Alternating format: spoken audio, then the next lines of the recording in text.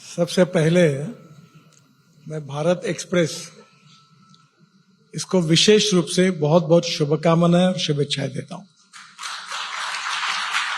इसमें 3 बातें लिखी हैं: सत्य, साहस और समर्पण। हमारा लोकतंत्र जो 4 इंपॉर्टेंट पिलर पर खड़ा है, उसमें पहला पिलर जो है वो हमारी लेजिस्लेटिव विंग है, विधायिका, लोकसभा, राज्यसभा। दूसरा पिलर है जुडिशरी है, न्याय व्यवस्था है। तीसरी जो है वो एग्जीक्यूटिव विंग है, जो हमारी ब्यूरोक्रेटिक सिस्टम है। और चौथी है मीडिया। और इसलिए स्वाभाविक रूप से अगर हम लोग सत्ता में हैं और अगर हम सही काम कर रहे हैं तो हमको सपोर्ट करना चाहिए, और हमारे काम में कुछ कमियां होगी तो दिखाने का काम भी आपने करना चाहिए। मैं अभी यूट्यूब पर अटल बिहारी वाजपेयी जी का एक भाषण पार्लियामेंट का सुन रहा था, तो उन्होंने मराठी में एक कहावत है, निंदकाचे घर असावे शेजारी। हाँ, उसमें कबीर का कुछ भी है। हाँ, कि निंदा करने वाला जो होता है वो हमारे लिए बहुत इंपॉर्टेंट होता है, क्योंकि वो आगे का साफ रास्ता दिखाता है। तो मीडिया का यही रोल है। और मैं जब सहारा टीवी का था मुंबई में, मैं विधानमंडल में था, तो मैं बहुत बार मुझे मौका मिलता था, तो मैं नंबर 1 चैनल था महाराष्ट्र का सर। हाँ, बहुत अच्छा था। और मेरे तरफ से फिर से एक बार वही प्रगति और विकास आपके मार्गदर्शन में होगा, इसलिए मेरी शुभकामनाएं। मैं समर्पित हूँ इस काम के प्रति। अभी बोनी कपूर जी जो कह रहे थे, वही बात से मैं शुरुआत करूंगा कि फिल्मों में जो कैपिटल लगता है वो प्रोड्यूसर जो होता है उसके साथ इन्वेस्टर भी होते हैं। और फिल्म बहुत रिस्की धंधा है। अरे बोनी कपूर जी हिम्मत लगाने बहुत अच्छी अच्छी फिल्में उन्होंने बनाई और मैंने भी देखी है। उनको याद नहीं होगा, एक बार वो वर्ली में जहां अभी स्टेशन बना है, वहां उस झोपड़पट्टी में आपका कोई एक स्टूडियो या कुछ तो भी था, तो एक फिल्म एक्ट्रेस थी किमी काटकर। उसके जो हस्बैंड थे वो नागपुर के थे, शंतनु शेवरी। तो वो मेरा मित्र था, फोटोग्राफर थे। तो मैं एक बार उनके साथ आपके स्टूडियो पे आया था जब मैं एमएलए था। तो ये जो है स्कीम, ये जो फिल्म भी यशस्वी करना सबके लिए संभव नहीं है, और इसके लिए बहुत महत्वपूर्ण अनेक लोगों का योगदान होता है। पर मैं आपको एक बात बताना चाहूंगा, आपको याद होगा कि 95-2000 में जब मैं मुंबई में मंत्री था, तो मुझे 3 प्रोजेक्ट बड़े करने का मौका मिला। एक मुंबई पुणे एक्सप्रेस हाईवे, एक वर्ली बांद्रा सीलिंग प्रोजेक्ट, और मुंबई में 55 फ्लाईओवर्स। तो ये जो मुंबई पुणे एक्सप्रेस हाईवे था, इसके 3 टेंडर आए थे। उसमें लोएस्ट टेंडर रिलायंस इंडस्ट्रीज का था, धीरूभाई अंबानी उस समय थे, और वो 3600 करोड़ का, यानी आज के 50,000 करोड़ का था। दूसरा जो टेंडर था उसमें बाकी 2 लोग थे, पर ये सबसे अच्छी ऑफर थी। और बाद में मैंने, बाला साहब ठाकरे थे उस समय, तो मैंने वो टेंडर ज्यादा कीमत का है इसलिए उसको रिजेक्ट करना चाहिए, ऐसी भूमिका ली। और बाला साहब ने मुझे कहा, प्रमोद जी थे, कि वो लोएस्ट आए तो तुम क्यों ऐसा कह रहे हो? तो उन्होंने, इसकी कीमत 1600 करोड़ है और मैक्सिमम 1800 करोड़ तक अगर वो कर देंगे तो देना चाहिए, और इससे ज्यादा अगर कीमत वो मांग रहे तो नहीं देना चाहिए, ऐसा मुझे लगता है। काफी बड़ी कंट्रोवर्सी हुई। धीरूभाई बहुत बड़े दिल के व्यक्ति थे, मेरे ऊपर नाराज भी हुए। वो बोले आप क्या बनाओगे, तो उसकी भी एक कहानी है। पर बाद में वो टेंडर रिजेक्ट हुआ, और मुंबई पुणे एक्सप्रेस हाईवे जो 3600 करोड़ का टेंडर था, वो केवल 1600 करोड़ रुपए में वो रोड हमने पूरा किया, और 2000 करोड़ रुपए बचे, यानी आज के 25,000 करोड़ बचे। और जो फ्लाईओवर था उसकी कीमत, एस्टिमेटेड कॉस्ट 1800 करोड़ थी, और वो 900 करोड़ में हुए 900 करोड़ बचे। और जो वर्ली बांद्रा था उसमें 420 करोड़, मुझे इसलिए याद है कि वो 420 का आंकड़ा आया था। और एससीसी को मिला था, अजीत गुलाब चंद जी को। तो बाद में किसी कारणवश मैं उसकी चर्चा नहीं करूंगा, फिर 1800 करोड़ तक गया। और अभी सबसे अच्छी बात हुई कि ये जो बहुत ही इंपॉर्टेंट स्ट्रेटेजिक टनल है जोजिला, जो कारगिल के नीचे है, इसके हमने 5 बार टेंडर निकाले और 4 बार रिजेक्ट हुए, और 5वीं बार कैबिनेट का अप्रूवल 12,000 करोड़ रुपए के लिए मिला था। पर वहां काम करना भी बहुत कठिन है, -8 डिग्री टेम्परेचर है। मैं अभी वहां, हमारे इस पर आतंकवादियों ने भी गोलियां मारी कॉन्ट्रैक्टर के लोगों पर, और वो एक बहुत ही कठिन काम करने का है। वहां से हमारे वहीं से हम लोग बाबा अमरनाथ का देख सकते हैं। वहां मुझे एक रोपवे बनाने की इच्छा है। तो कारगिल, ये जो जोजिला टनल था, इसमें हमने 1 साल मेहनत की। एक दिल्ली में एसोचैम करके एक संस्था है, हाँ, तो उनके साथ हमने टनल टेक्नोलॉजी पर बहुत अध्ययन किया, उसको इंडियनाइज किया, उसके स्टैंडर्ड्स बदले, और मुझे बताते हुए खुशी हो रही है कि वो टनल अब 82% पूरी हुई है, और उसकी कीमत केवल 5,400 करोड़ रुपए है। हमने 6,000 करोड़ रुपए बचा। तो मैं आपको इंटरप्ट करूंगा। आपकी बातें सुन के मुझे लगता है आपसे ट्यूशन लेने के लिए मुझे आना पड़ेगा, क्योंकि मेरी ज्यादातर फिल्में ओवर बजट होती है और आपके ज्यादातर project under value, under budget. तो ये नहीं, ऐसा नहीं, हमारे यहाँ कुछ प्रोजेक्ट बड़े भी। जब मैं मंत्री बना, आप तो इसके माहिर है, पर मैं आपको एक छोटा मैनेजमेंट का मंत्र बताता हूं, हाँ, कि प्रोजेक्ट बनाते समय, मैं जब 2014 में मंत्री बना तो 3,85,000 करोड़ के 406 प्रोजेक्ट बन पड़े थे, हाँ, और इसलिए बन पड़े थे कि उसमें कॉन्ट्रैक्टर बहुत कम दोषी थे, हम ही दोषी थे। पर सरकार में अपनी कमियों को कोई स्वीकार नहीं करता। उस समय क्या हुआ कि लैंड एक्विजिशन जो है वो 10% था, प्रोजेक्ट अवार्ड हो गया। लैंड ही एक्वायर्ड नहीं हुई, कोर्ट के झगड़े, विवाद, फिर यूटिलिटी शिफ्टिंग कौन करेगा, इस पे झगड़े, फिर फॉरेस्ट एनवायरनमेंट क्लियरेंस नहीं, रेलवे के आरओबी का डिजाइन 3-3 साल नहीं मिला।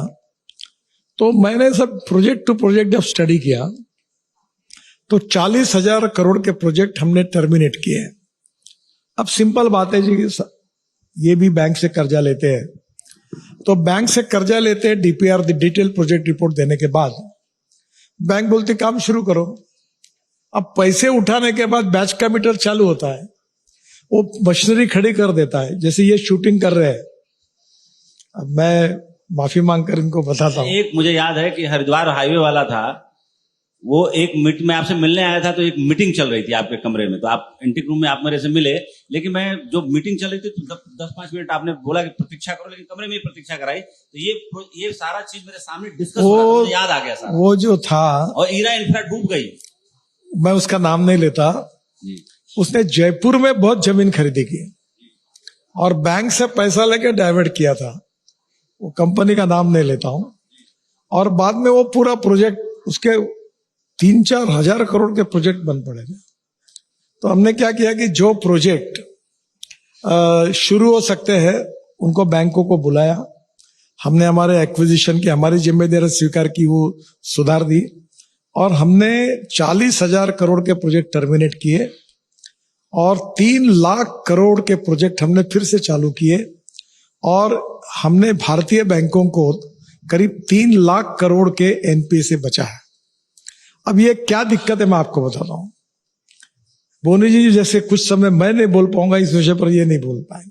ये बेचारे मेहनत करके स्टूडियो खड़ा करते हैं, दिन रात मेहनत करते हैं, वो बेचारे वर्कर रात दिन काम करते हैं, वो कैमरे वाले बैठे रहते हैं, 12 बजे का टाइम होता है और हीरो ही नहीं आता, वो घर में सो के रहता है, बोलता नहीं बाद में आऊंगा।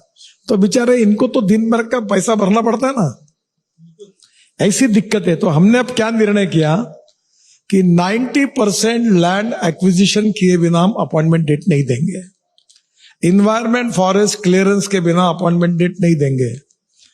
हम लोग किसी रेलवे के डिजाइन अप्रूव होने के बाद डेट नहीं देंगे। तो अभी हमने क्या किया कि घर में जब किचन में खाना बनाना है तो आपने तय किया कि आटा दुकान से लाना है, अब दुकान बंद हो गया तो खड़े रहे। तो अभी हमने कहा पहला सब तैयारी करो, planning in advance and in detail, और फिर तैयार करो। अब हमारे पास प्रॉब्लम, आपको ताज्जुब होगा, हमारे 1 लाख करोड़ के प्रोजेक्ट्स ऐसे हैं कि जो तैयार होके पड़े हैं पर हमने अपॉइंटमेंट नहीं दे दी। अभी कल परसों 2 दिन पहले मैंने पूना में 50,000 करोड़ के फ्लाईओवर डिक्लेयर किए और मैंने कहा मैं 3 महीने के अंदर इसके काम शुरू कर दूंगा। तो मुझे लगता है 15 दिन में ही कुछ चालू हो जाएंगे, 1 महीने में चालू हो जाएंगे, क्योंकि हमने उसकी जो प्रिपरेशन थी। अब जैसे आपने ये कार्यक्रम किया तो पहला बात तो आपने इस कार्यक्रम में हॉल बुक किया। अब हॉल बुक किए बिना आपने एडवर्टाइजमेंट कर दी कि कार्यक्रम है और उस दिन यहाँ कोई शादी होगी तो तुम्हारा बैंड बाजा बज जाएगा। अच्छा, कार्यक्रम करना है तो आपको पावर की लाइन चाहिए। अब सब कुछ आ गए तो जो आपको जो कैमरे के स्किल होकर वही तो गायब हो गए तो कौन चलाएगा कैमरा। तो दीज आर द प्रॉब्लम कि इसके लिए अभी ये छोटे निर्णय करने से अब हमें प्रॉब्लम नहीं। पर एक अच्छी बात जो मुंबई में हमने की थी, आपको मालूम है कि साहब को ज्यादा मालूम है, आप लोग बांद्रा के बाद एक एयरपोर्ट जाने के लिए एक रोड है एलिवेटेड रोड है, हाँ, जो डायरेक्ट सांता क्रूज के पहले उतरता है, तो 3-4 किलोमीटर बड़ा रोड में है, मिल जाता है। हाँ। तो ये रोड बनाते समय एक आइडिया आई मेरे मन में कि वो जो टाइम पीरियड था 4 साल का था। तो फिर मैंने हमारे अधिकारी को कहा कि हम ऐसा करें तो कि एस्टिमेट टाइम पीरियड में जो 1 दिन पहले काम करेगा उसको 1 लाख रुपए अवार्ड मिलेगा बोनस, और जो 1 दिन लेट करेगा उसको 1.5 लाख रुपए फाइन होगा। आपको ताज्जुब होगा, 4 साल का काम 17 महीने में फ्लावर पूरा हो गया और उसको बोनस मिला। तो कोसो मूलो दंड आचार्य चाणक्य ने कहा था, जो इनकम टैक्स डिपार्टमेंट का मूल मंत्र है, तो दंड भय भी बहुत बड़ा भय है। आप बिल्कुल देखिए, अच्छे काम करने वालों को सम्मान नहीं मिलता और बुरे काम करने वालों को सजा नहीं होती। अब तुमने ये कह दिया कि मेरी फिल्म, समझे, उन्होंने कहा कि 50 दिन में शूटिंग पूरा होगा तो मैं पूरे यूनिट को 1 तनख्वाह बोनस दूंगा। देखो कैसे काम करते हैं, इंस्पिरेशन मोटिवेशन उससे मिलता है। तो अभी हमारे यहाँ काफी इसके कारण टाइम में सुधार हुआ। अभी आपको ताज्जुब ने दिल्ली से देहरादून हमारा रोड बनके तैयार है, 3 घंटे में हम लोग पहुंच जा रहे हैं जी, 2 घंटे में। मतलब तो 1 घंटा क्यों बढ़ा रहा है? अंदर हम हर बार पहुंचे हैं। नहीं सर, चाय चू पी अभी आपको बताऊं, ये जो अपना स्वामीनारायण मंदिर में, अपना स्वामीनारायण मंदिर है ना, अक्षरधाम, अक्षरधाम जी, अक्षरधाम मंदिर में तुम लगोगे तो 2 घंटा मैक्सिमम 10 मिनट्स आप देहरादून के अंदर होंगे। जी सर, बिल्कुल। अभी 9 घंटे लगते हैं। ये जब मुंबई पुणे बना तब मैं कहता था कि 2 घंटे में होगा, तो मुझे लोग ने एडिटोरियल लिखा था कि ये कैसा कुछ भी बातें करते हैं, ऐसा करते हैं। अभी 2 घंटे में आते हैं, पर अब ट्रैफिक जाम हो गया तो 5 घंटे लगते हैं, टाइम लग जाता है। तो अभी मैं मुंबई पुणे अटल ब्रिज क्रॉस करके नया रोड बना रहा हूँ 16 लेन का, और वहां से 1.5 घंटे में पुणे पहुंच जाओगे। वो तो बिल्कुल सही और है। पुणे से बेंगलोर रिंग रोड से नया रोड बना रहा हूं, तो बेंगलोर से मुंबई 5 घंटे में होगा।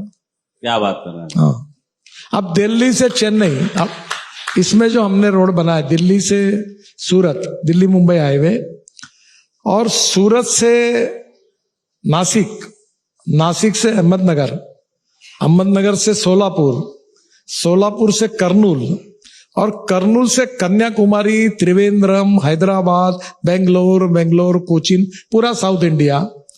तो Chennai to Delhi distance 320 kilometre कम हुआ।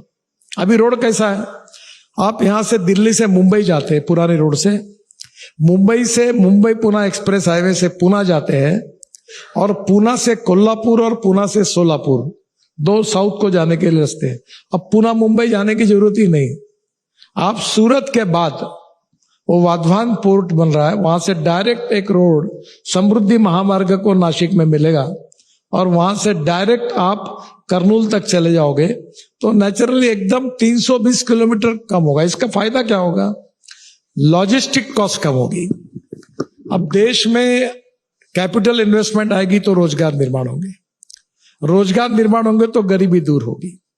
हमारे देश की लॉजिस्टिक कॉस्ट पिछले साल 16% थी, चाइना की 8% थी और अमेरिका और यूरोपियन कंट्री की 12% थी।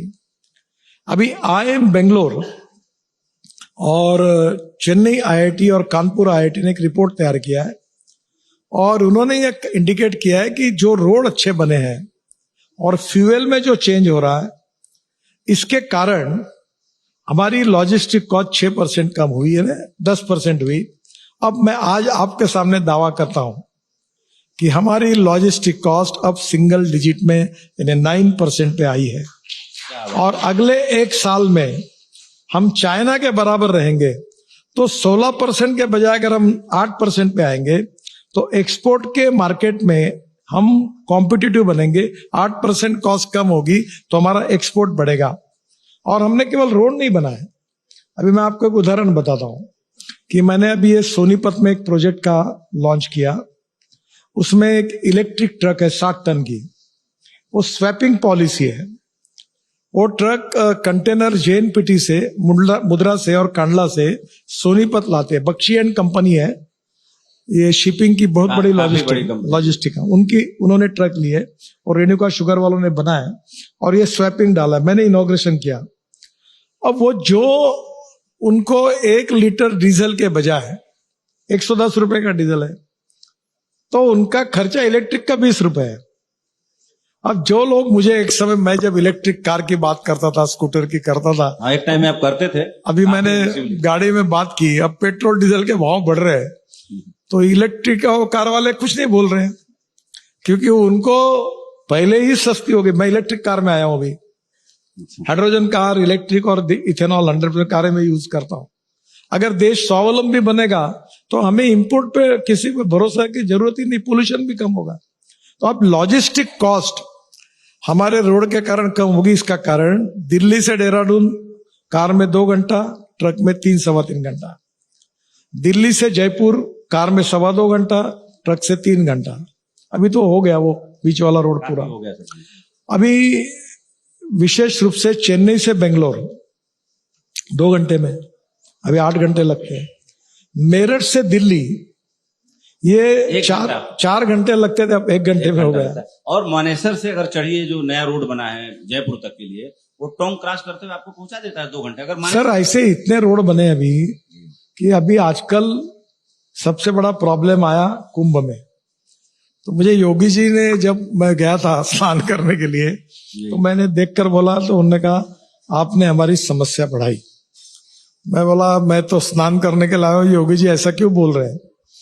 तो बोले जो आदमी अपनी कार लेके आ रहा है, इतनी कार आई, करोड़ों कार आई कि अब 6 लोग दिन तक लगातार जाम रहा, 4-5 दिन। हाँ, 6 लोग कार में बैठकर निकले। रोड इतना पास, नागपुर से जबलपुर, जबलपुर से प्रयागराज, लोग 8 घंटे में पहुंच गए। अभी हमारे प्रयागराज में फंस गए गुगली में। तो नेचुरली क्या हुआ, उससे टूरिज्म बढ़ा। अब यूपी सरकार को ही कुंभ के कारण कितना रेवेन्यू मिला, कितना GST पेट्रोल डीजल पे मिला होगा, कितने होटल रेस्टोरेंट चले होंगे। तो नेचुरली रोड की प्रॉस्पेरिटी जो है देश की प्रॉस्पेरिटी में इंपॉर्टेंट है। इसीलिए American president John F Kennedy ने कहा था कि American roads are not good because America is rich, but America is rich because American roads are good. अब मैं बाकी तो बातें नहीं करता, दिल्ली ये बहुत समस्या की बात है और मैं दिल्ली NCR में 1,60,000 करोड़ रुपए के काम कर रहा हूं इस समय मौजूदा। हाँ, अब मेरे पास लिस्ट है, आपको देके जाऊंगा। तो क्या आजकल ये लोग विश्वास नहीं रखते कि नेता आके और कुछ भी बोल के जाते हैं। नहीं, तो मैं आपको बारे में ऐसा कोई नहीं कहता। हाँ, तो पहली बात तो ऐसा है कि कभी आपको मौका मिलेगा तो मेरा थोड़ा दिल्ली की जानकारी कम है।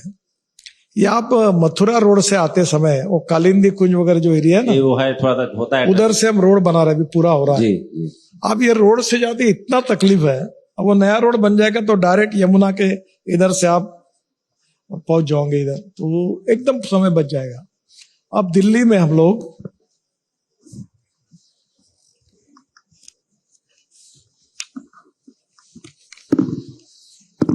ये जो मैं आपको जो बता रहा हूं जो काम हुए वो तो नहीं बताऊंगा।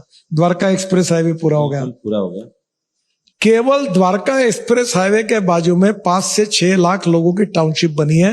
कम से कम 15 से 20 लाख करोड़ की इन्वेस्टमेंट हुई आजू बाजू में, जो दिल्ली और हरियाणा की जिम्मेदारी थी। और बाद में हमने UR2 बनाया। UR2 यानी द्वारका एक्सप्रेस हाईवे से डायरेक्ट आप वो सोनीपत पानीपत जाने के लिए ये GT रोड को डायरेक्ट कनेक्टिविटी हो गई। तो ऐसे हमने दिल्ली का पेरिफेरल रोड बनाया। अब जो मैं नए रोड बनाने वाला हूं, जी जो पहली बार आपको न्यूज दे रहा हूं, बिल्कुल सर। महिपालपुर गुरुग्राम ये 5,000 करोड़ का 20 किलोमीटर अलाइनमेंट अंडर फाइनलाइजेशन है। नेल्सन मंडेला मार्ग पर टनल से जोड़ा जाएगा। मेहरौली गुरुग्राम फरीदाबाद तक विस्तार है और मेहरौली गुरुग्राम रोड व इनर आउटर रिंग रोड पर ट्रैफिक जाम कम होगा। दिल्ली मेरठ एक्सप्रेस वे से टनल का कनेक्शन है और द्वारका एक्सप्रेस हाईवे से एयरपोर्ट से एम्स से पहुंचना आसान होगा। फिर दिल्ली देहरादून, तो ये एक्सप्रेस वे नोएडा से फरीदाबाद कनेक्टिविटी, ये पूर्व दिल्ली का बाईपास है। दिल्ली से नोएडा फरीदाबाद के लिए सीधा मार्ग है। फिर UR2 द्वारका एक्सप्रेस वे से तो हो गया पूरा। फिर शिवमूर्ति नेल्सन मंडेला मार्ग टनल, ये 3,500 करोड़ की 5 किलोमीटर है। UR2 में दिल्ली से कटरा, दिल्ली से कटरा 6 घंटे में, जम्मू, हाँ कटरा, यस जम्मू, और अमृतसर 4 घंटे में, और दिल्ली से श्रीनगर 8 घंटे में होगा, और दिल्ली से मनाली भी आपका 7 से 8 घंटे में होगा। अभी शुरू हो गया, काम शुरू है, काम चल रहा है। ये तो कटरा का तो आपको 6 महीने में पूरा हो जाएगा। वैसे एक हरियाणा का पार्ट पूरा हो गया। आपके आने से पहले मैंने एक बात कही थी कि जो गडकरी साहब के नेतृत्व में, बता रहा था कि आप आने वाले हैं, मैं बोला कि गडकरी साहब के नेतृत्व में इस भारत में किस पार्टी की सरकार यूपी में रही या दिल्ली में रही या केंद्र में रही, उसके बाद जब गडकरी साहब ने कार्यभार संभाला 2014 में, तो मैंने 2 एग्जाम्पल दिए। एक एग्जाम्पल दिया कि पूर्वांचल एक्सप्रेसवे के बनने के बाद गाजीपुर जिले के शेरपुर गांव, मेरे गांव में आप गए हुए हैं चुनावी सभा में, मोहम्मदाबाद तहसील में, इंटर कॉलेज मोहम्मदाबाद पे भी आपकी सभाएं हुई हैं। तो मैंने बोला कि AK शर्मा जी के बेटे की शादी थी, जो यूपी के अर्बन डेवलपमेंट ऊर्जा मिनिस्टर हैं। 22 अप्रैल 2022 का दिन था। मैं अपने गांव से निकला और 2 घंटे 58 मिनट में, जो 95 में जब मैं लखनऊ पढ़ने आया था 8 जुलाई 95 को, 13 घंटे लगे थे रोडवेज की बस में बैठ के आने में, और 13 घंटे का सफर 2 घंटे 58 मिनट में मैं गोखले मार्ग शालीमार इंपीरियल 9 गोखले मार्ग शालीमार इंपीरियल अपने फ्लैट पे पहुंच गया। फिर दूसरा एग्जाम्पल दिया कि GK1 अपने घर दिल्ली से निकल के 9 घंटे में मैं अपना गांव टच कर गया था। तो ये तरक्की हुई है, जो मेरा गांव पहुंचने में 26 घंटे लगे। तो काम ये हुआ है। अब किसी को सिर्फ गाली देना हो, गाली देने के लिए गालियां गढ़ ले अलग बात है, लेकिन जो गडकरी साहब के कार्यभार संभालने के बाद जो देश में हाईवेज के लिए जो इकोसिस्टम बना है, वो भारत की 14 साल 2014 से पहले आप 75 साल जो समय माइनस कर लीजिए, वो चीज वो समय कभी नहीं बना। मेरे सहयोगी KM Sharma national affair editor हैं, सवाल पूछना चाहते हैं, और एक आध लोग और भी। एक छोटा लास्ट मुद्दा, एक लास्ट सर बोलने फिर पूछिएगा। इसमें आपका सहयोग चाहिए। जी सर, जी सर। ये कॉस्ट जैसी आपकी सुविधा हो रही। दूसरी बात, दिल्ली का पोल्यूशन, जी सर, ये बहुत बड़ी समस्या है, बहुत बड़ी समस्या है। और ये 23 लाख करोड़ रुपए का हम फॉसिल फ्यूल इंपोर्ट करते हैं। 23 लाख करोड़ देश के बाहर जा रहा पैसा। इतना पैसा हम तेल खरीदने में खर्च करते हैं हर साल। इंपोर्ट, हमारी 86% एनर्जी हम इंपोर्ट कर रहे हैं, और ऊपर पोल्यूशन है। और अब बोलना नहीं चाहिए कि दिल्ली में इस प्रदूषण के कारण 5 से 10 साल तक क्या आयु लोगों की कम हो रही, इतना पोल्यूशन है, और हर शहर में ये समस्या है। और इसलिए मैं आपको बताऊं, 2 चीजें हैं। जैसे रोड अच्छे बनने चाहिए, वैसे अल्टरनेटिव और बायोफ्यूल में मैं काम करता हूं। इस देश में बायोफ्यूल आपका बड़ा पॉपुलर प्रोजेक्ट, मैंने पेट सब्जेक्ट है पुराना। अभी एक अच्छी बात बताता हूं जी। मैंने 3-4 महीने पहले टाटा के हाइड्रोजन के 3 ट्रक लॉन्च किए। 2 ट्रक ऐसे थे जो IC इंजन पर हाइड्रोजन डाल के चलते हैं, पेट्रोल डीजल के इंजन पर, और एक था हाइड्रोजन फ्यूल सेल पर। अब मैं आपको इसके लिए, आप इसको एडवर्टाइज करिए। मेरे पास हाइड्रोजन की गाड़ी है, मर्सिडीज जैसी है, जी। उसका नाम है मिराई। क्या नाम है सर? मिराई मेरा ही। जापानी है, टोयोटो की गाड़ी है। जी। और वो गाड़ी जो है हाइड्रोजन पे चलती है। और सबसे इंपॉर्टेंट चीज है कि हाइड्रोजन ये भविष्य का फ्यूल है और मिराई का नाम है भविष्य, फ्यूचर। तो आपकी मदद चाहिए मीडिया की कि फॉसिल फ्यूल्स के ट्रैप से निकलकर स्वावलंबी भारत प्रदूषण मुक्त हो, import substitute, cost effective, pollution free और इंडिजिनियस। और इस देश का किसान अन्नदाता केवल है, वो ऊर्जा दाता बना है, ईंधन दाता बना है, बिटुमिन दाता बना है, हाइड्रोजन दाता बना है और अब हवाई ईंधन दाता भी बन रहा है, क्योंकि परली से हवाई ईंधन भी बन रहा है। आपने तो प्लेन उड़ाया था बायोफ्यूल, और आपने तो प्लेन में मैं बैठ के आया, हाँ आपने देहरादून से स्पाइस जेट का विमान दिल्ली में बायोफ्यूल से आया, जी। विस्तारा का विमान पूरा उस पर चला। और अब चल रहा है कि पेट्रोलियम एविएशन फ्यूल में करीब 5% बायो एविएशन फ्यूल डालना। और अभी एक महीना पहले ये परली जो है, पॉपुलरली राइस स्ट्रॉ को परली बोलते हैं, हमने परली से बिटुमिन बनाया और वो 30% बिटुमिन राइस स्ट्रॉ में, central research road organisation CSIR की जो संस्था है, और मैंने कहा कि इसको पेटेंट रजिस्टर करो। और देश के 15 इंडस्ट्रीज को मैंने पेटेंट उन्होंने बेचा और मेरे हाथ से दिया। डॉक्टर अंबेडकर स्टेडियम में ये कार्यक्रम हुआ। तो किसान अब बिटुमिन दाता बन गया, इथेनॉल के कारण इथेनॉल दाता। अभी फ्लेक्स इंजन है, मेरे पास टोयोटो गाड़ी है जो 100% इथेनॉल पे चलती है। चलते चलते 60% बिजली तैयार करती है। तो पेट्रोल की कॉस्ट 25 रुपए लीटर आती है और इथेनॉल ग्रीन फ्यूल है। तो hydrogen, ethanol, methanol, biodiesel, LNG, CNG और इलेक्ट्रिक। अभी 4 दिन पहले पूना में कॉन्फ्रेंस हुई। अब परली से उत्तर प्रदेश, पंजाब, हरियाणा 4000 प्रोजेक्ट आने वाले हैं जो परली से बायोमास से बायो CNG बनाएंगे। ऑलरेडी 180 प्रोजेक्ट शुरू हो गए हैं, 400 प्रोजेक्ट पाइपलाइन में है। और हमारे ट्रैक्टर में अभी मैं ट्रांसपोर्ट मंत्री हूं, तो मैंने ट्रैक्टर वाला कंपनी, मेरे पास इलेक्ट्रिक का ट्रैक्टर है, मैं सोलर पे पावर लगा के पर 1.5 घंटा चलता है। पर अभी मुझे एक बड़ी कंपनी ने मार्च के पहले फ्लेक्स इंजन का ट्रैक्टर देने का कबूल किया है, जो CNG पर और 100% इथेनॉल पर चलेगा। इथेनॉल का भाव है 60 रुपए लीटर, डीजल का भाव है 110 रुपए लीटर और CNG का अभी इतने मेरा भाव बढ़े हैं। तो 1 लाख रुपए किसान की बचत होगी और प्रदूषण 0 होगा। तो हमारे देश के जनरेटर सेट, किर्लोस्कर कंपनी ने इथेनॉल के जनरेटर सेट मैंने लॉन्च किए और इथेनॉल से अभी आइसोब्यूटेनॉल बन रहा है और आइसोब्यूटेनॉल ये डीजल का अल्टरनेटिव बन सकता है। तो हमारा ये स्वावलंबी भारत बनाने में हम सबका ये सपना है और मोदी जी का ये संकल्प है कि हम लोग वर्ल्ड की 3rd लार्जेस्ट अर्थव्यवस्था बने। और ये उसी समय संभव होगा कि जब 23 लाख करोड़ का इंपोर्ट खत्म होगा और ये पैसा किसानों की जेब में जाएगा। बहुत बहुत बड़ी बात। और आखिरी का एक मुद्दा इससे बताएंगे, फिर आप प्रश्न पूछिए। आपकी एक और काम की गणना कराना चाह रहा था, जो सबको याद होगा, सबके मोबाइल में है। जो आप लोग देखते हैं ना कि चलते किसी गाड़ी का नंबर आप तुरंत मोबाइल में डाल के पता कर लेते हैं, ये पहले ऐसा नहीं था। मैं रोहित कुमार सिंह जी सर की मिनिस्ट्री में थे, मेरी बड़ी दोस्ती थी उनसे। विजय छिब्बर जी हाईवे ट्रांसपोर्ट सेक्रेटरी थे, उनसे भी बड़ी गहरी दोस्ती थी मेरी।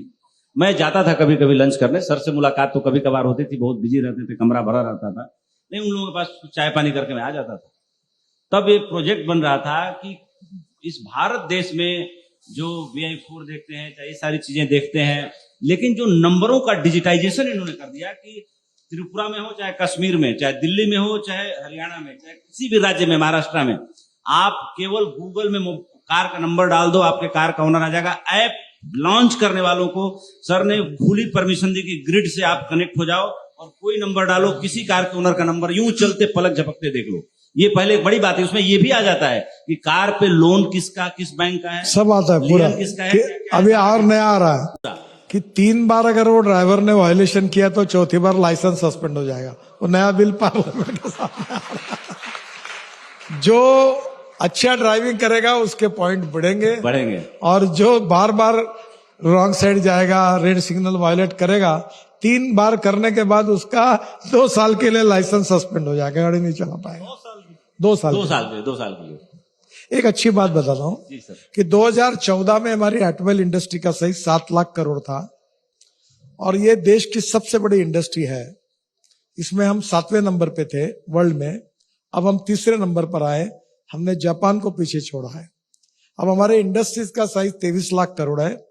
पहले नंबर पर यूएसए 79 लाख करोड़, फिर 48 लाख करोड़ चाइना है और हम 23 लाख करोड़ है। और अल्टरनेटिव फ्यूल और बायोफ्यूल में अब जो बड़ा इसमें ये इंडस्ट्री की विशेषता ये है कि 4.5 करोड़ युवाओं को जॉब मिला है।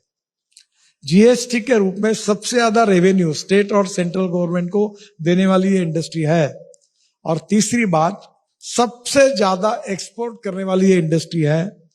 और मेरा एक मिशन है, शायद होगा नहीं होगा मैं नहीं बता पाऊंगा, इट्स नॉट माई डिक्लेरेशन, ये मेरी एक टारगेट है कि 5 साल के अंदर Hindustan automobile industrial manufacturing hub करके विश्व में 1 नंबर पर जाएगा। अच्छा सर, मैंने अभी मर्सिडीज के चेयरमैन मुझे मिले थे वर्ल्ड के, वो पूरी इलेक्ट्रिक मर्सिडीज इंडिया में बना रहे हैं। और अब इंडिया में जो 2 व्हीलर्स है, बजाज, टीवीएस, हीरो होंडा, उनका 50% प्रोडक्शन एक्सपोर्ट होता है।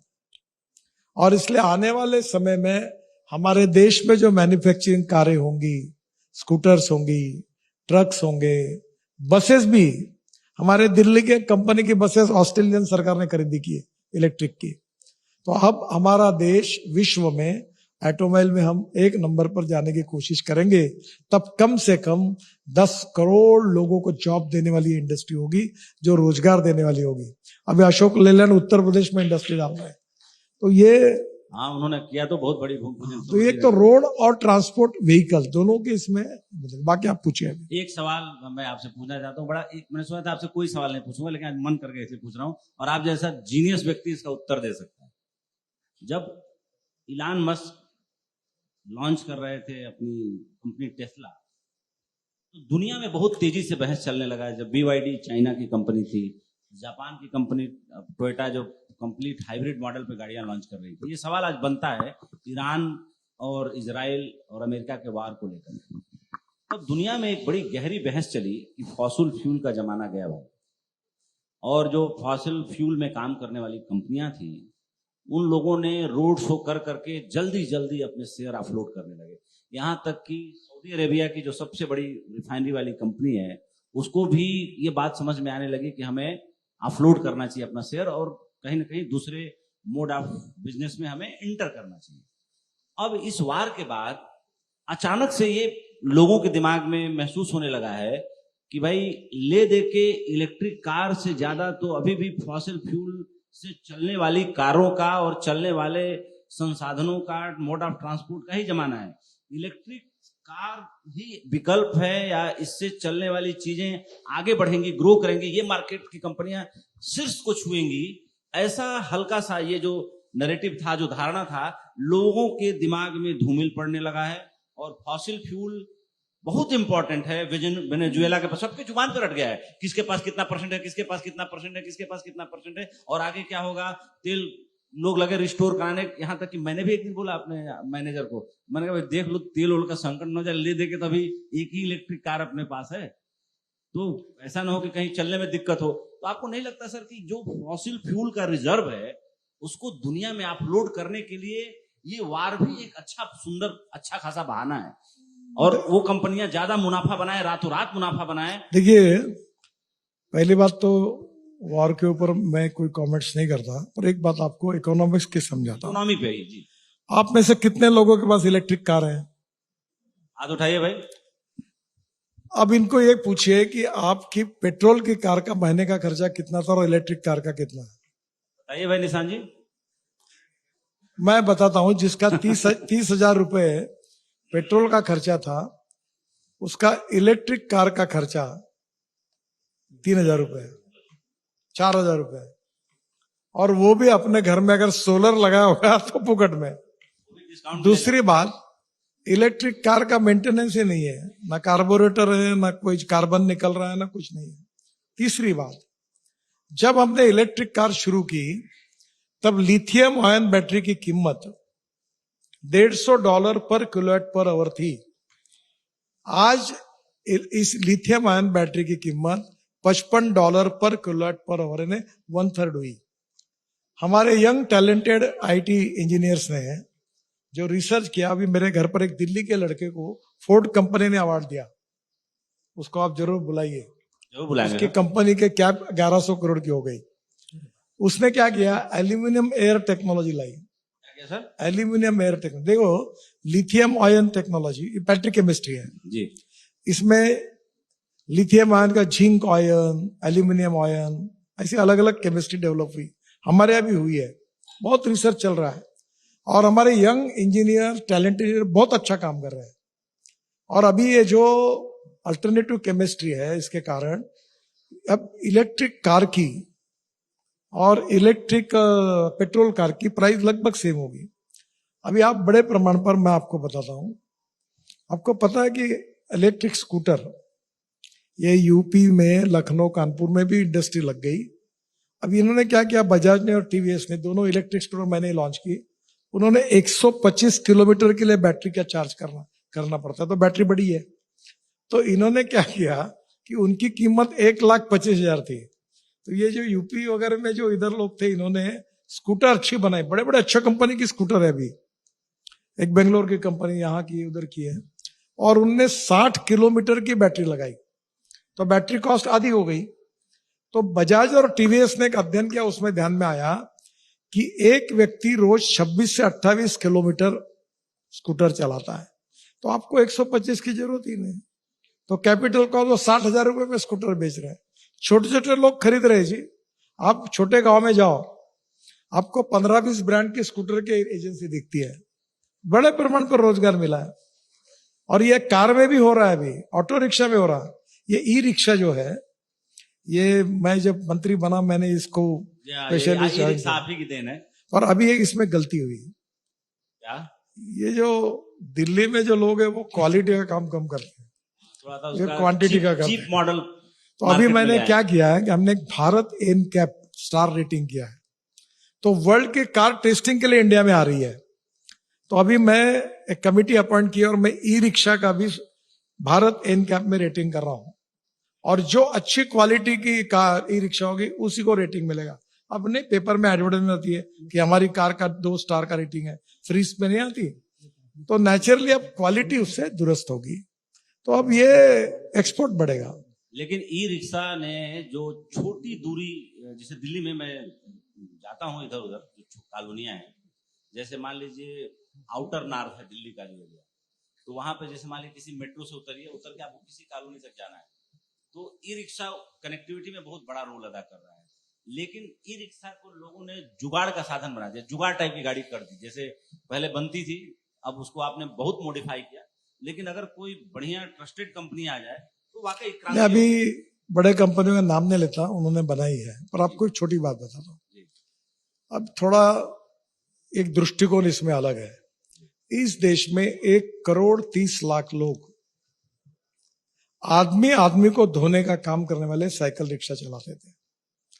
और जिस दिन मैंने पार्लियामेंट में बिल लाया था, तब मुलायम सिंह जी पार्लियामेंट के मेंबर थे, और उन्होंने इसके ऊपर भाषण दिया था, और उन्होंने कहा कि राम मनोहर लोहिया जी कहते थे कि जिंदगी भर मैं इसमें नहीं बैठूंगा, जो आदमी ये शोषण है। बिल्कुल। और मुझे दीनदयाल उपाध्याय जी ने भी कहा था, और मुझे इसके कारण मैं अस्वस्थ था कि 1 क्विंटल का बोरा वो अपने पीठ पर रख के जाता था। आज 1,30,00,000 लोगों में से 99.99% ये जो मैकेनिक्स ड्रिवन ई रिक्शा और ई कार आ गई, आदमी आदमी को खींचने की प्रथा समाप्त हुई, और ये 1,30,00,000 लोगों को ये मानवीय शोषण से मुक्ति मिली। ये मेरे जीवन का सबसे अच्छा काम हुआ, ऐसा मैं कहता हूं। और अभी उस रिक्शा को मैं स्टैंडर्डाइज करूंगा, भले 25,000 रुपए कीमत बढ़े, पर अच्छा, नो मेंटेनेंस। तो थोड़ी गलती रह गई थी, अब जो सुधी बस कोड हमारे यहां मैंने 7 बार मुझे कबूल किया इन्होंने, हथौड़े लेके बस बॉडी बनाते हैं, लोग जल गए, 30-30, 40 लोग, 50 लोग मर रहे। मैंने कहा नथिंग डूइंग, अभी भी मेरे हाथ में आने नहीं मेरे पास। अब मैंने कहा कि ओएम टाटा लेलैंड जो है वही अपनी बस बॉडी बनाएगा, और किसी को बनाना है तो हमारे स्टैंडर्ड के हिसाब से इतने स्टैंडर्ड पूरे होंगे तो बस बॉडी बनाएगा। ये चिल्लर वाला जो चल रहा है इंदौर लुधियाना में, ये हथौड़ी लेके कहीं भी अपनी एक बॉडी लाओ ठोको, ये ट्रक का भी बंद हो जाएगा और बस का हमने बंद कर दिया। इसके बाद स्टैंडर्ड फॉरेन में जैसे बसेस है वैसी आएगी, और ट्रक में भी हमने ये किया है। ये एक बात जरूर, मतलब आप मंच पे हैं, हमको आशीर्वचन देने भारत एक्सप्रेस को आज हमारी सालगिरह पे आप आए। एक बात जरूर मैं कहना चाहूंगा कि काम हर मंत्रालय में हुआ है, इससे कोई इनकार नहीं कर सकता। एक पैराडिगम शिफ्ट हुआ है इस सरकार में, तमाम मुर्दा हुए कानूनों को इस सरकार ने खत्म किया, तमाम सुधार लेके आए, बहुत सारी चीजों को नोटिफाई किया, ये सारे काम हुए, इससे कोई इनकार नहीं कर सकता। जो अच्छा हुआ उसको अच्छे मन से स्वीकार करने में ही कहा जाता है कि बड़प्पन है। और जैसे मैं कहता हूं कि नितिन गडकरी साहब की जो विनम्रता है, मैं मनसुख मंडाविया जी आए थे आपसे पहले, तो मैंने बोला कि मंडाविया जी आपसे जब भी मुलाकात होती है आपकी भी विनम्रता मुझे प्रभावित करती है और आप बहुत सहज भाव से मिलते हैं। लेकिन मैं कह सकता हूं कि उनसे भी ऊपर विनम्रता अगर किसी मंत्री में मैं देखता हूं जिसकी इतनी सीनियरिटी हो, वो आप में है। और ये विनम्रता वाकई बहुत रईस लोगों का लक्षण है, ये सबका लक्षण नहीं है, ये सब इसको अफोर्ड नहीं कर सकते। थोड़ा सा अन्याय कर रहे हूं, मैं एक छोटी बात बताता हूँ। जी, मैं तो वैसे मैनेजमेंट का विद्यार्थी भी हूं। देखिए ये काम मैंने नहीं किया है और इसका पूरा क्रेडिट मुझे नहीं है। मेरे साथ लाखों इंजीनियर्स, कॉन्ट्रैक्टर्स, लेबर्स, अधिकारी, इन्होंने भी रात दिन मेहनत की है। मैं मैनेजमेंट एक बहुत बड़े प्रिंसिपल को बताता हूं लोगों को कि ए नाम के व्यक्ति ने ए स्क्वायर काम किया और बी नाम के व्यक्ति ने बी स्क्वायर काम किया, तो total work is a square plus b square, बराबर है। पर when a and b comes together, thinks together and works together, a plus b bracket में स्क्वायर, इसका जवाब आता है a square plus b square plus twice a b. अब क्या होता है, फिल्म जब हिट होती है तो हीरो का नाम होता है, हीरोइन का होता है, प्रोड्यूसर का होता है, डायरेक्टर का होता है, पर सही में इस फिल्म को कितने लोग मेहनत करते हैं, तो मैं अकेला इसका श्रेय नहीं ले सकता। This credit goes to lakhs of people, day and night, जिन्होंने काम किया। मैं उसमें निमित्त हूं कि मैं मंत्री हूं तो उसका मुझे ज्यादा क्रेडिट मिलता है, पर it is because of the thousands of engineers. अभी 7 वर्ल्ड रिकॉर्ड हुए, मैंने क्या किया, मैं थोड़ी धूप में जाके डाम पर डाल रहा था, मैंने उनको मोटिवेट किया। अब 7, अभी परसों आंध्र प्रदेश में हुआ है, 7 वर्ल्ड रिकॉर्ड करने वाले कॉन्ट्रैक्टर भारतीय हैं, मटेरियल यहाँ का ही है, इंजीनियर यहाँ पड़े हुए हैं, कोई फॉरेनर नहीं था। उनमें क्षमता थी, मैं उनके पीछे खड़ा रहा। क्रेडिट उन सब का है, मेरा अकेले का नहीं है। एक आध सवाल सर लोग पूछना, पहले आप पूछिए। अब इतना आपने बताया कि हर किस्म का फ्यूल बन रहा है, इलेक्ट्रिक कार बन रही है, इलेक्ट्रिक बसेस बन रही है, फॉसिल का फ्यूल है, वेरियस फ्यूल्स है। कभी इससे पेट्रोल और डीजल के दाम कम होंगे क्योंकि यूसेज उनका कम हो जाएगा? सर ऐसा है, एक कागज है। इस विषय का पूरे स्पष्टता से पूरा जवाब देना मेरे लिए ठीक नहीं, क्योंकि मैं इसका मंत्री नहीं हूं। पर आपको एक बात बताता हूं, आज मैंने सुना कि पर बैरल क्रूड ऑयल का भाव $120 के ऊपर गया, और जब भाव $50 था तो सरकार की पॉलिसी है कि जब भाव कम हो या ज्यादा हो आपको फिक्स रेट में देते हैं। तो कभी कभी ऑयल कंपनी को 25-25, 30-30 हजार करोड़ का घाटा भी होता है, और कभी कभी उसकी बचत भी होती है। प्रॉब्लम यह है कि ये इंपोर्ट है और इंटरनेशनल परिस्थिति के ऊपर वो डिपेंड होगा। मैं दूसरी बात कह रहा हूं, हमारा देश के किसान इसको पैदा करें। अब मैं सिंपल बात बताता हूं, मैं पीछे पढ़ के मक्के से इथेनॉल बनाने का निर्णय हुआ, तो बिहार ये मक्के का भाव एमएसपी से नीचे भी 1200 रुपए क्विंटल आया था, एमएसपी 1800 रुपए थी। अब मक्के का भाव जैसे निर्णय हुआ 2800 रुपए क्विंटल हुआ, और यूपी और बिहार के किसानों के जेब में 45,000 करोड़ रुपए गए। अब जैसे इथेनॉल थोड़ा कम खरीदी हुआ तो भाव 1800 पे आया। नीचे आ गया। तो मैं आपको ये बता रहा हूं कि हम अगर देश को आत्मनिर्भर बनाना चाहते हैं तो हमारे देश का ईंधन हम बनाएं। हम चाहे इथेनॉल हो, मिथेनॉल हो, बायोडीजल हो, एलएनजी हो, इलेक्ट्रिक हो। अभी मैं आपको बताता हूँ, ये दिल्ली की गाजीपुर की टेकड़ी हमने 7 मीटर हाइट कम कर दी। 80 लाख टन कचरा रोड में यूज कचरा किया। बिल्कुल। अभी और बड़ा है कचरा। अब मैं म्यूनिसिपल कॉर्पोरेशन को कह रहा हूं कि कचरे को सेग्रीगेट करो, ऑर्गेनिक कचरे को बायोडाइजेस्टर में डालो, बायोडाइजेस्टर से मीथेन निकलेगा और मीथेन से 2 है, सीएनजी निकालो, नहीं तो ग्रीन हाइड्रोजन निकालो। और हाइड्रोजन $1 होगा तो भारत ये एनर्जी को आयात करने वाला नहीं तो निर्यात करने वाला देश बनेगा। और मैं कमिटेड हूं गांव गरीब मजदूर किसान के लिए। सबसे पहले उस गरीब व्यक्ति के जीवन को अगर बदलाव आने वाला है, देखो गेहूं चावल की कीमतें नहीं बढ़ती। मैं किसान हूं और मैं 4 चीनी फैक्ट्री चलाता हूं, सब लॉस मेकिंग है। मुझे 16 डिलिट्स मिली है, डॉक्टरेट्स, उसमें से 7 एग्रीकल्चर साइंस में है। और मैं जिस क्षेत्र से आता हूं 10,000 किसानों ने आत्महत्या की है विदर्भ से। तो मैं तो चाहता हूं कि एक देश का किसान मजबूत बने, गांव गरीब मजदूर किसान का कल्याण हो। और इसलिए diversification of agriculture towards energy and power sector, तो मुझे लगता है ये देश में करने की हम कोशिश कर रहे हैं। हम छोड़े ना, क्यों हम बाहर से तेल लाइए, हम क्यों नहीं स्वावलंबी भारत बने। मेरे ट्रैक्टर में मैं अपने यहां तैयार हुआ ईंधन डालूंगा, ये बिहार और यूपी के किसान मक्का लगाएंगे, ब्रोकन राइस से इथेनॉल बनेगा। आसाम में, ये आसाम से आए, आसाम से संबंधित है, नुमालीगढ़ में बांबू से हमने रिफाइनरी डाली है, वहां बन रहा है। पानीपत में परली से 1 lakh litre ethanol, 150 ton biobitumen per day और 78,000 टन सस्टेनेबल एविएशन फ्यूल हवाई ईंधन परली से बन रहा है। मैं आज आपको बता रहा हूं कि पास अभी परली का भाव 2,500 रुपए टन है। वेस्ट में वैल्यू क्रिएट करो, अगर वैल्यू क्रिएट होगी तो वेस्ट रहेगी। झगड़ा होगा जी, कचरे के लिए झगड़े होंगे, वेस्ट के लिए झगड़े होंगे, परली के लिए झगड़े होंगे, क्योंकि वैल्यू क्रिएट हुई, टेक्नोलॉजी आई। 2 इंपॉर्टेंट चीजें बताता हूं, innovation, entrepreneurship, science, technology, research, skill and successful practices, we name it as knowledge, and conversion of knowledge into wealth is the future, one thing. दूसरी बात, no material is waste and no person is waste. It is depending upon the appropriate vision of the leadership and appropriate technology that you can convert waste into wealth. तो फिर हमारे देश को हम क्यों नहीं आत्मनिर्भर बनाए, हम क्यों इंपोर्ट करें। और ये सब, ये जो फ्यूल में बात कर रहा हूं, इसका पोल्यूशन 0 और किसान समृद्ध होगा। क्यों हम बाहर से लाने की बात करें।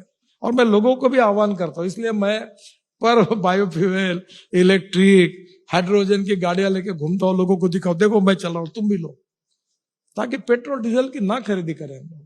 और ये कंज्यूमर के लिए भी फायदा है, पैसे की बचत है, प्रदूषण से मुक्ति है, स्वदेशी और स्वावलंबन की बात है।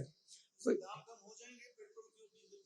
देखिए, पेट्रोल और डीजल के भाव कम करना ये हिंदुस्तान के हाथ में नहीं है। बिल्कुल नहीं है। पेट्रोल वही तो डीजल मैं कह रहा था कि आर्टिफिशियल प्राइसेस ऊपर रख रहे हैं ना, ये वर्ल्ड में तय होंगे जब ये डिमांड एंड सप्लाई होगी। और डिमांड और सप्लाई के हिसाब से दुनिया में इसके भाव तय होंगे। कुछ देखो, आज मैं आपको बताता हूं, हम ग्लोबल इकोनॉमी में है। मक्के का भाव कौन तय करता है? अमेरिका तय करती है। सोयाबीन का भाव कौन तैयार करता है? अर्जेंटीना तय करती है। अब गन्ने का भाव, शुगर का भाव कौन तय करता है? ब्राजील तय करता है। तो नेचुरली अब ग्लोबल इकोनॉमी में डिमांड एंड सप्लाई के रेशियो पर भाव होंगे।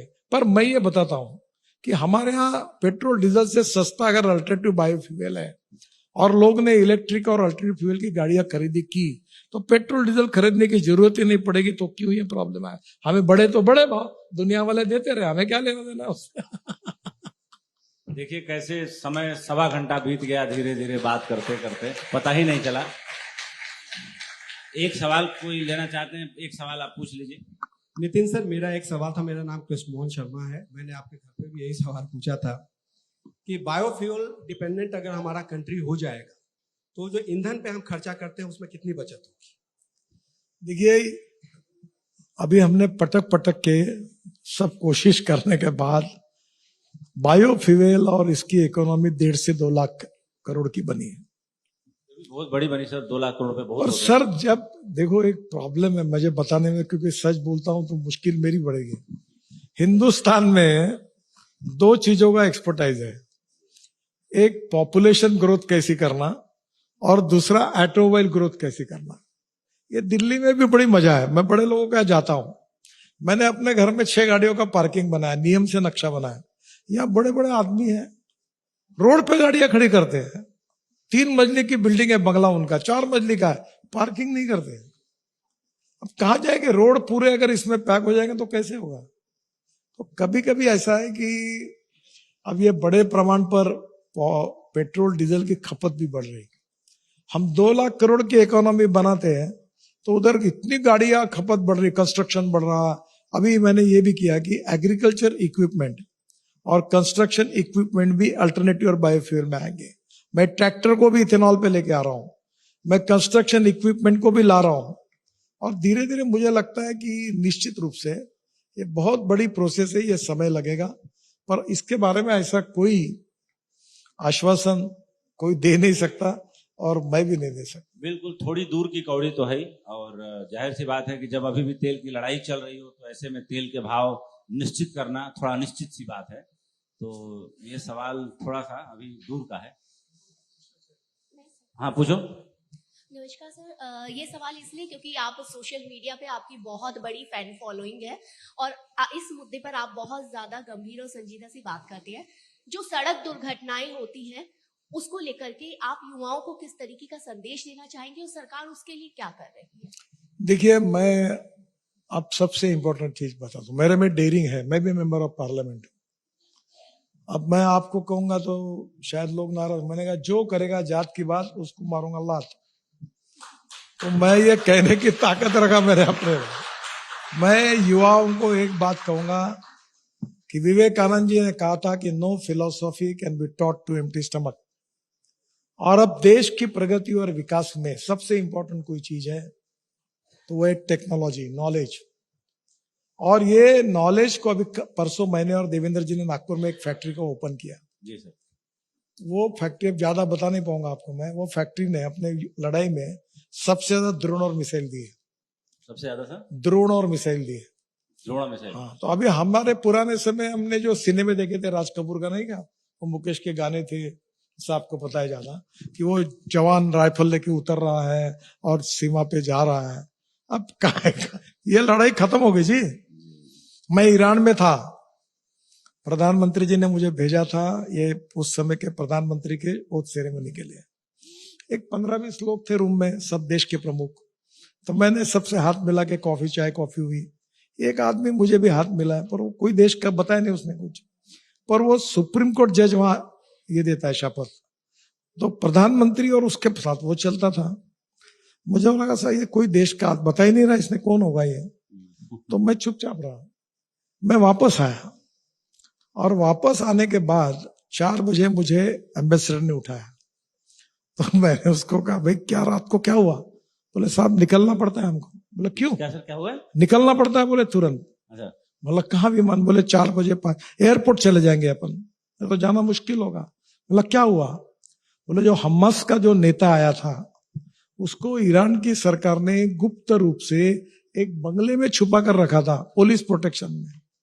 उसकी रूम किसी को मालूम नहीं थी, पर वो एक मिसाइल ऐसी आई घूम घूम के गली से कि वो गई वहां और वो लंबा हो गया। तो अब आने वाले दिनों में तुम काय की गोली और काय का रनगाड़ा और काय का विमान, अब वो यहां से 3000 किलोमीटर दूर से मेरा टारगेट पक्का करे, इस होटल में इस दरवाजे के अंदर से मेरे को ये कर सकता है। इतनी टेक्नोलॉजी हुई। तो अब आर्टिफिशियल इंटेलिजेंस का उपयोग करके अभी सब सेक्टर में कार्य हुआ। अभी मेरे यहाँ एआई है खेती में, तो मेरी खेती में एक वेदर स्टेशन है और एक मॉइस्चर की दूसरा मशीन है। और शरद पवार साहब के भाई है प्रतापराव पवार, उनके एक बारामती विज्ञान केंद्र के साथ हमारा जॉइंट वेंचर है, मैं भी, हमारा एग्रो विजन है। अब मेरे खेत में माइक्रोसॉफ्ट और गूगल मेरे खेत के क्रॉप का फोटो निकालता है और वो मुझे बताता है कि तुम्हारे क्रॉप में अभी पानी चाहिए, कम है, पानी दो, ड्रिप चालू करो। वो बताता है कौन सा फर्टिलाइजर कम है, और वो मुझे बताता है कि 8 दिन के बाद ये डिसीज आने वाला, ये फवारा मारो। और इसका एकरी खर्चा 15,000 रुपए केवल, और प्रोडक्शन एक्सपेंडिचर कॉस्ट 40% कम होती, और प्रोडक्शन 1.5 गुना बढ़ता। मुझे तुअर 1 एकड़ में 15 क्विंटल हुई, अब फिर पानी देके मैं एआई का उपयोग करके उसको लगा रहा हूं। तो हमारे 1000 का ग्रुप हमने बनाया ऑरेंज के लिए और सबके लिए। अब दुनिया बदल रही है, तो मैं युवाओं को कहूंगा कि समय बदल रहा है, देश बदल रहा है, दुनिया बदल रही है। टेक्नोलॉजी की नई फ्यूचरिस्टिक विजन, जिससे अपना आपका जीवन, देश का जीवन और समाज का जीवन बदल सकता है। अब उसके पीछे जाइए। अभी कल हमारे यहाँ, मैं आपको 9 साल पहले मैं नागपुर म्यूनिसिपल कॉर्पोरेशन में हमारी थी, तो मेयर को बोला कि हम गंदा पानी जो टॉयलेट का बेचेंगे। तो बोला आप कुछ भी फंडे देते हैं। आपको मैं बताता हूँ, मैं 9 साल से टॉयलेट का पानी हमारे शहर का बेचता हूँ, और हमको 350 करोड़ रुपए मिलते हैं साल के। क्या बात। अब मैंने कचरे से, अभी 1.5 महीने में प्रोजेक्ट लॉन्च हो रहा, कचरे को सेग्रीगेट करके एल्यूमिनियम, ग्लास और मेटल को रिसाइकलिंग होता है, और कचरे से 28 टन सीएनजी तैयार होगा। प्रोजेक्ट पूरा होगा, इनॉग्रेशन के लिए। अब तीसरी बात, कल बेल्जियम के लोग मेरे पास आए थे प्रेजेंटेशन देने के लिए, कि जो गंदा पानी है सीवेज का, उससे वो कॉन्सेंट्रेट करके दबाते हैं, निकालते हैं, वो कॉन्सेंट्रेशन पानी लेते हैं, और उससे ये जो डीएपी है, ये खाद बनाते। 50 किलो डीएपी के बराबर उनका 15 किलो का है डीएपी के, वही नाइट्रोजन, सल्फर, पोटेश परसेंटेज। अब वो बनेगा ऑर्गेनिक मैन्युअल। तो दुनिया इतनी बदल रही, इसलिए तंत्रज्ञान को आजमाओ, नॉलेज को आत्मसात करो, नए नए प्रयोग करो, और खुद अपने भरोसे खड़े होकर वो काम करो। और नौकरी मांगने वाले नहीं, नौकरी देने वाले।